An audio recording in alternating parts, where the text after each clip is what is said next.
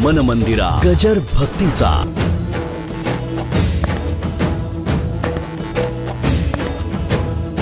सामान्य माणसाच्या बाबतीत वाणी सुद्धा मोठं कौतुक आहे हो. बोलता येतं म्हणून माझा आहे, नाही का. ज्याला बोलता येत नाही तो हाताने ॲक्शन करून सांगतो. बरं का, अवघड जातं. पण शब्दसृष्टी एवढी विपुल आहे आणि त्याचा जर सुंदर उपयोग करता आला तर हे सुद्धा वाचेचं आपल्यावर ऋण आहे, डोक्यावर ओझं आहे. तसं आपल्या ऐश्वर्याने षड्गुण ऐश्वर्य संपन्न परमात्मा प्रगट होतो तेव्हा तो देव आहे.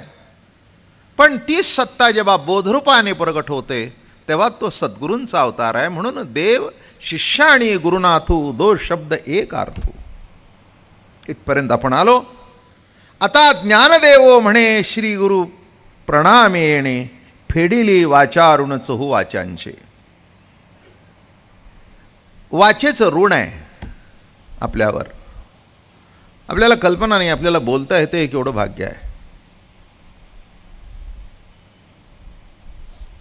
नाही का.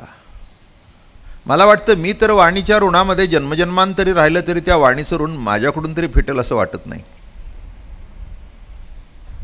नाही का. दुसरं काय, बोलणंच आहे, नाही का. ऋण म्हणजे का हो सध्या काय अवघड आहे, सध्या डोक्यावर ओझं आहे. काय ओझं आहे? आता मुलीचं लग्न आलंय म्हणले, सध्या काही लग्न काय थोडकी आहेत का काय. परवाच आम्ही डॉक्टर मुलगा बघितला, वकील बघितला, इंजिनियर बघितला. काय सांगावं म्हणले, 10 लाख 15 लाख 20 लाख 50 तोळे आणायचं कुठून काय. आमच्या काळामध्ये एक सलकडी घातली, सल्ली जोडा सल्ली जोडा म्हणजे ते असं वळं येतं की नाही, त्याला सल्ली जोडा म्हणतात.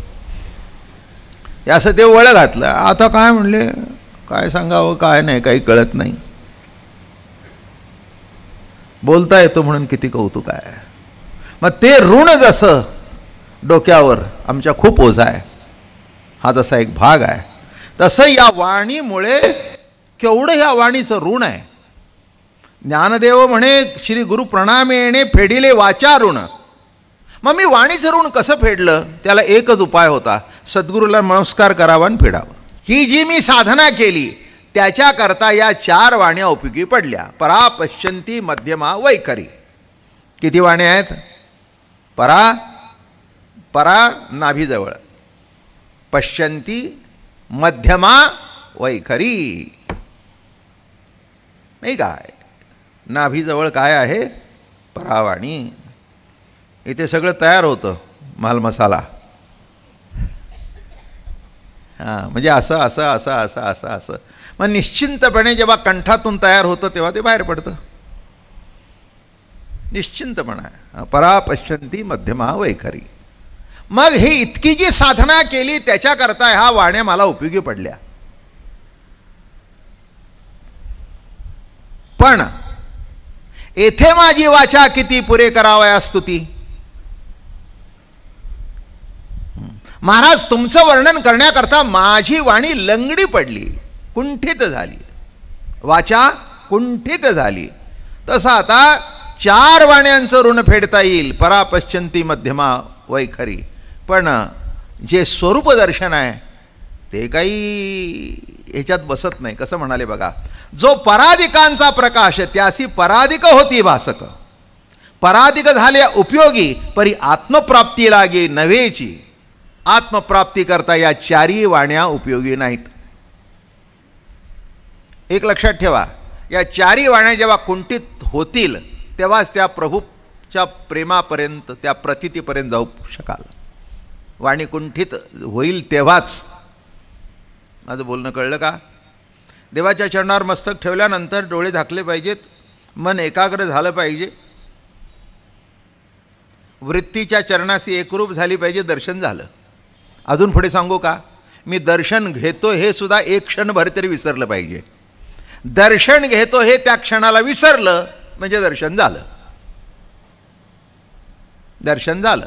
म्हणून इथे काय म्हणतात बघा, या पराधिक वाण्या विशिष्ट वेळेपर्यंत उपयोगी आहेत, पण त्याच्या पुढे त्यांचं काही म्हणून महाराज, जो पराधिकांचा प्रकाश त्यासी पराधिक होती भासक, हे तव असंभवती सहजेची बोलू इत्यादी भगवत वचनानी आपणाकडे. म्हणून इत्यादी आम्ही खटपट केली, वाणीचा उपयोग केला. आता म्हणजे 2 प्रकरण वाणीनेच झाली, ज्ञानेश्वरी वाणीनेच झाले, सगळं वाणीनेच झालं. तेव्हा हे जे ऋण आहे ते आता कसं फिटायचं. बरं, एक दुसरा एक दृष्टिकोन आहे. हे जे काही वाणीतून स्फुरतं, हा सुद्धा सद्गुरूचाच प्रसाद आहे ना, नाही का. हे जे वाणीतून स्फुरतं नाही का, हा कोणाचा प्रसाद आहे, सद्गुरूचाच प्रसाद आहे. मग आता तुमच्या प्रसादाने जर माझी वाणी बोलू लागली नाही का, मग आता मी काय करू.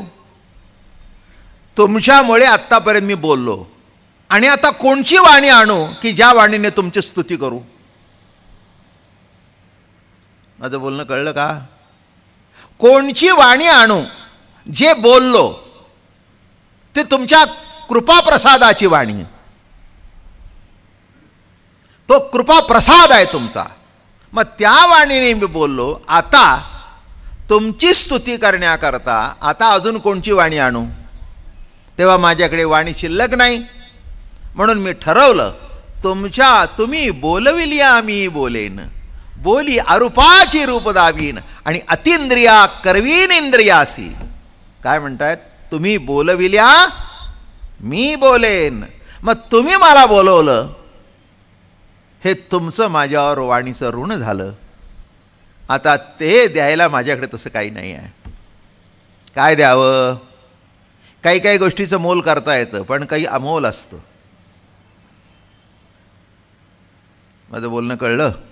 अमोल असतं. कसा दृष्टांत देऊ.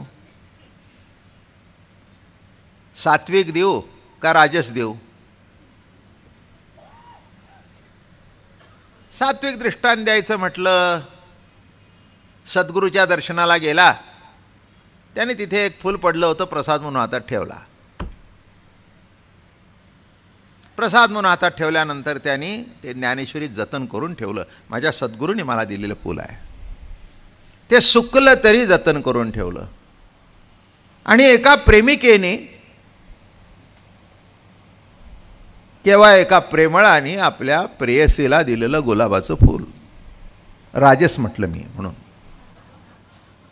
काय हे सात्विक आहे. हे दोन्ही फुलच, पण एक राजस आहे आणि एक सात्विक आहे. बरं, ते सुकलं तरी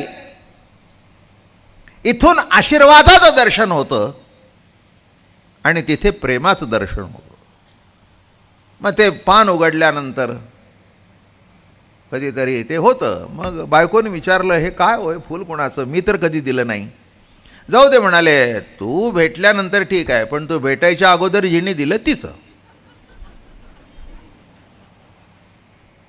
आप्पा 75 सांगायला काय हरकत आहे. आता काय पळून जाणार नाही, आता काय दुसरं लग्न करण्याची शक्यता नाही, मग खरं बोलायला काय हरकत आहे. दृष्टात काय खरं बोलायला काय हरकत आहे. तो असं होय म्हणले, इतक्या दिवस बोलला नाही, तूही विचारलं नाहीस, तू आज इतक्या वर्षांनी विचारलंस. हो म्हणले, मलाही काही कळलं नाही, कारण लग्न झाल्यापासून तुम्ही कुठे गेला नाही, कोणी आला नाही, सतत मी तुमच्यावर होते, मग हे फूल कोणाचं. म्हणून मी तुला सांगितलं तसं काही नाही आहे. दिलं ते अत्यंत प्रेमाने दिलं होतं, जतन करून ठेवलं, त्यात अर्थ तसा काही नाही. माझं बोलणं कळलं का. हां, तसं काय द्यावं. माझं बोलणं कळलं. काय द्यावं, काही नाही, चरणावर मस्तक ठेवावं, काही न बोलो आणि आता उगाच चरणी ठेविजे माथा हेची भले. आता काही बोलायचं नाही, चरणावर मस्तक ठेवायचं आणि मोकळं व्हायचं, बस. हेच घ्या आता, काय हेच घ्या, आमच्यावर द्यायला दुसरं काही नाही. आणि असं म्हणून महाराजांनी आता पुढचं प्रकरण सुरू केलं.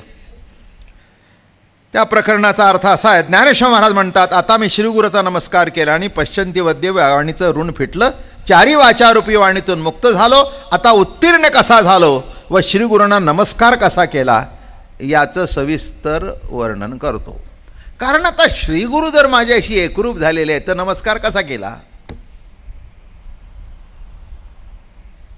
काय आता प्रश्न शिल्लक राहिले.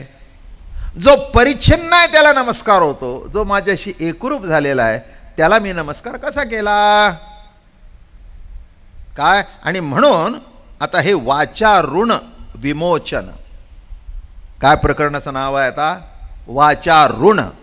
हो, हे वाणीचं जे ऋण आहे, ययाचे निबोभाटे आत्मयाची झोप लोटे पूर्ण तरी ऋण न फिटे जे चेनीची निदकी. वाचा संबंधी साधने केली नित्यानित्य कडसनी देहात्मबुद्धी खंडोनी निवडिला आत्मा. म्हणजे आत्मयाची झोप लोटलेली परी लोटेची बोली कोळशाची निवडली काळी माझैसी. मस्त आहे, सांगतो तुम्हाला. वाचा संबंधी साधने केली, आत्ता जे थोडंसं सीमित बोललो त्याचा विस्तार. वाचा संबंधी साधने केली नित्यानित्य कडसणी, नित्यानित्य विवेक. नित्य काय आणि नित्यानित्य विवेक म्हणजे काय, काय अभ्यास केला, काय वेदांत शास्त्राचा अभ्यास करत असताना पहिल्यांदा काय शिकायचं, नित्यानित्य विवेक. नित्यानित्य विवेक म्हणजे काय, तुम्ही म्हणाली काय भानगड आहे नित्यानित्य विवेक. नित्य काय अनित्य काय, नाही का. संसार नित्य का अनित्य, अनित्य. संसार अनित्य, हां, रोज बदलतो, क्षणाला बदलतो. जे कायम राहत नाही ते कसा आहे, अनित्य आहे. आणि कितीही बदल झाला तरी जे बदलत नाही असं एक नित्य आपल्याकडे आहे. एक सांगू का, तुमच्या देहात पालट झाला पण तुमच्या आत्म्यात नाही. ती आत्मसत्ता आहे तशी आहेच आहे, ती नित्य आहे, नित्य आहे. हां, कदाचित तुमच्या मागे पुढे आलेले मागे पुढे सोडून गेले, पण आत्मा तुमच्याजवळ कसा आहे, नित्य आहे.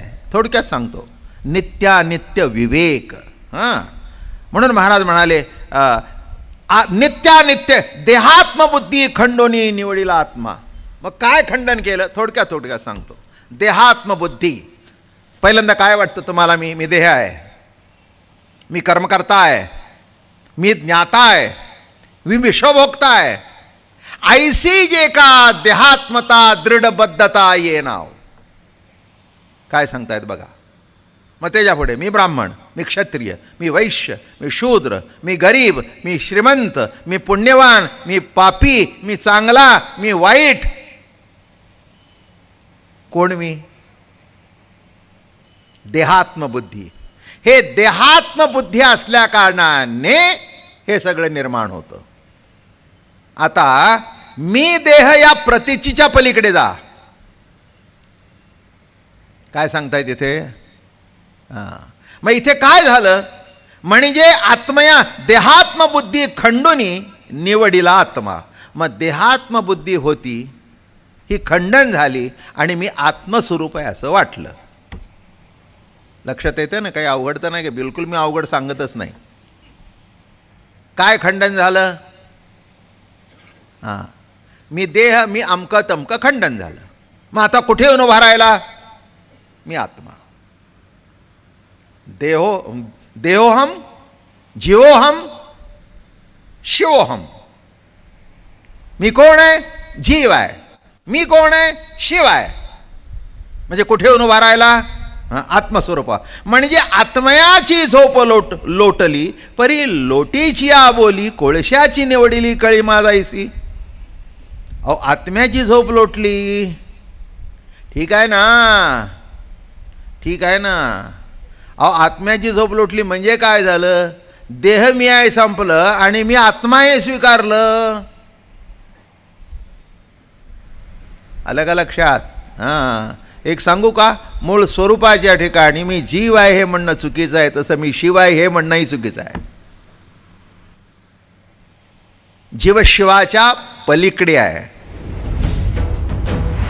मन मंदिरा गजर भक्तीचा.